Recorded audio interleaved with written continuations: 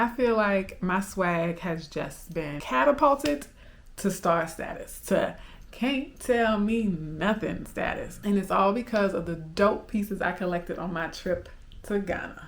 This is my Ghanaian Style Fashion Haul.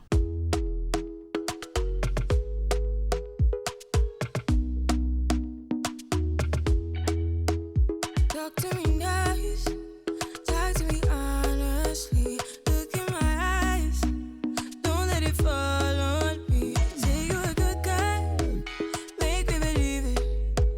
Don't wanna hear it, I wanna see it, see how. So let's get to it. Abundance of places to shop, abundance of items to shop, abundance of fabrics, abundance of patterns, abundance of colors, abundance of prints. And I think one of my biggest impressions is that everything has a print on it. Well, almost everything. I can't say 100% of the things, but just about everything I bought and shopped and saw had a print on at least some part of it, if not on the entire garment. And I did see some all white pieces or some all black pieces, even some solid colored pieces. And so when I say abundance of colors, prints, and fabrics, I've realized just how dull and monochromatic and subdued colors are in the US and Europe. And even when American or European brands think they're being colorful or have a bold print, it's all just really kind of subdued compared to what I saw in Ghana. And then I think one of my last big impressions is that Ghanaian people just have way more swag than we do. Usually in the US, you might see an outfit worth commenting on like just once in a blue moon. But in Ghana, just about like everyone who was dressed in a way that I would say, I like that. That is so cute. Oh my goodness. It was just like nonstop swagger, nonstop style. Obviously people dress down. Obviously not everyone is decked down from head to toe all the time. But it was just way more common to see people being decked down than it is in the US. And I do think a lot of that has to do with just how beautiful the fabrics and the prints are. So just like a basic top or a basic skirt or a basic dress is elevated because of the gorgeous colors and the gorgeous prints. And so I think that's why it probably is a little easier to just look great, because they're starting from what they're starting with in terms of their fabric choices alone are just beautiful. And this is my impression as an African American woman who's traveled to West Africa for the first time. And I only spent about 8 days in Ghana actually. So in the future, I plan to go for a much longer stay. And so hopefully my overall impression will become more nuanced and have more depth and breadth to it. Now, as far as the shopping experience in Ghana and where I looked for clothes, where I got clothes from, there were 4 big categories. The first is the street side markets. The second are the shopping malls. The third are standalone stores, and the fourth are tailor-made garments. And so the most ubiquitous, the biggest shopping experience is the street side markets. They are everywhere. When I talk about abundance, I mean, it's just, I would go to one market, we leave there, go to another one. I'm just like, how could there possibly be even more? And just like rows of things. Even with the bustling crowds, Ghanaians moved with an ease and finesse that made this local economy a well-oiled machine. If you're a Gemini of any sort, then you can get decision fatigue really quickly because everything looks great. Now, as much as I loved the street side markets or the different types of markets, so many of them were just along the streets, but also some of them were in designated areas. My least favorite part was having to negotiate or feeling like I had to negotiate. People kept saying that I had to negotiate down, and as I just kind of just want to go pick out what I like and be done. And for that reason, I really liked the shopping malls. Now, the shopping malls are very similar to shopping malls that you might see anywhere. There were a mix of Ghanaian stores and companies, but there were also, international companies from other African countries, but also overseas brands and stores as well. One of the big reasons I liked the malls is that the price was already set. I could just focus on finding and selecting and trying on the pieces that I really was drawn to. But the other reason why I like the shopping malls is because it seems really basic, but that's precisely why I liked it. I liked that regular everyday people go to shopping malls. I liked that it was an activity that non-tourist people would do. I liked that it was an activity that we would do in any place that we visit. And so it felt like we were just Ghanaians going to the mall on a Saturday, which was really cool. And we went to 2 different shopping malls in Accra. One was the West Hills Mall and the other one was the Accra Mall. And I found an awesome cafe that was so cute. It was the first coffee shop that I, stumbled upon on my trip to Ghana. And y'all know I'm obsessed with coffee shops.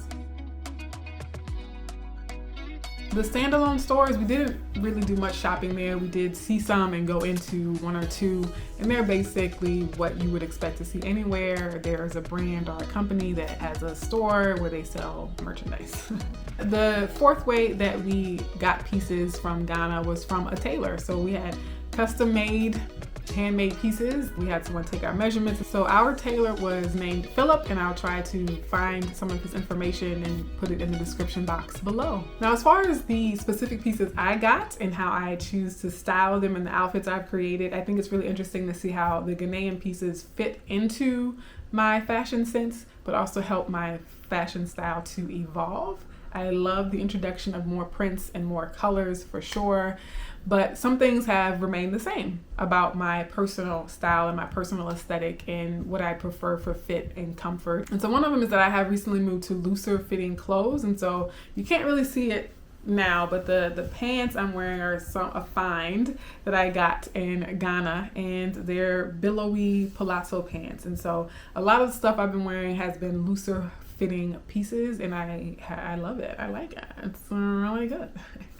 And my style overall, I think, has been casual for a long time, and I sometimes veer into business casual, and I really like the mix and the blend of business wear with casual wear. So I have done a lot of partnering blazers with jeans in the past, and so I think the pieces I got kind of fall in line with that, but they're just more colorful and they're more specific and unique. And I'm also really feeling layers. And so the top I'm wearing now I would consider a base piece, or just, basics, right?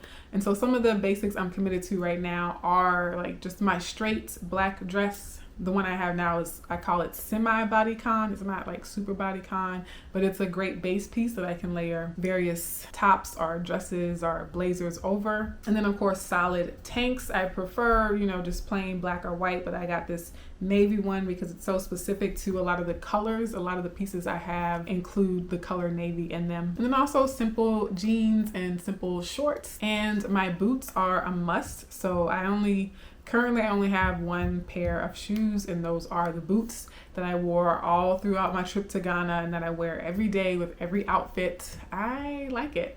It's my personal style, and I'm not mad about it.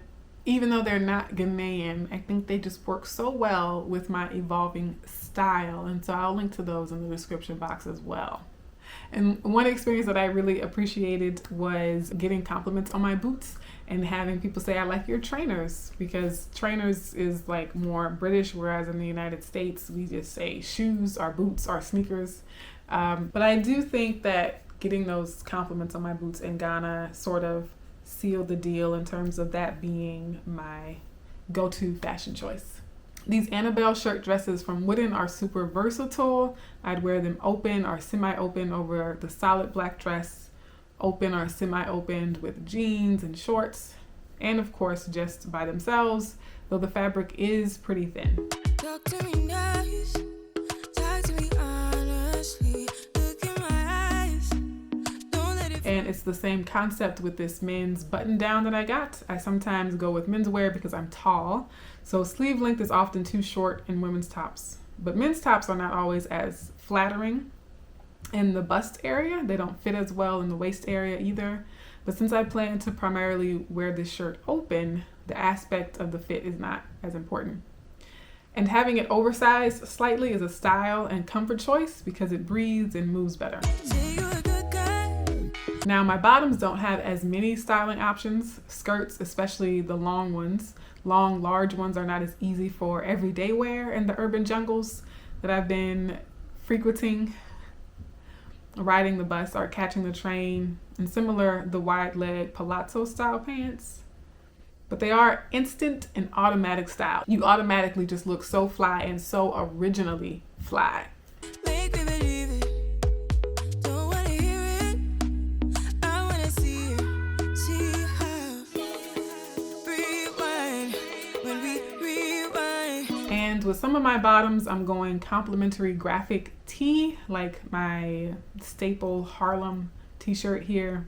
The intentional mismatch are just a solid black, white undergarment and a blazer, or a solid white overshirt to layer over it. These sort of combat style balloon type pants that are 3/4 length with elastic at the bottom are my favorite style of pant, and I deeply regret not buying 10 more pairs. They're comfortable and really wear friendly with the pockets and all, but they ripped at the crotch the first day I wore them. I was getting into an Uber from the train station when I arrived in DC, and I heard it.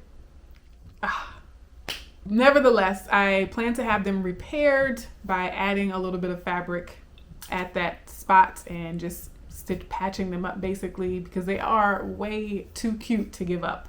And it wasn't a fluke, because my sister bought some of the same types of pants and they ripped for her as well.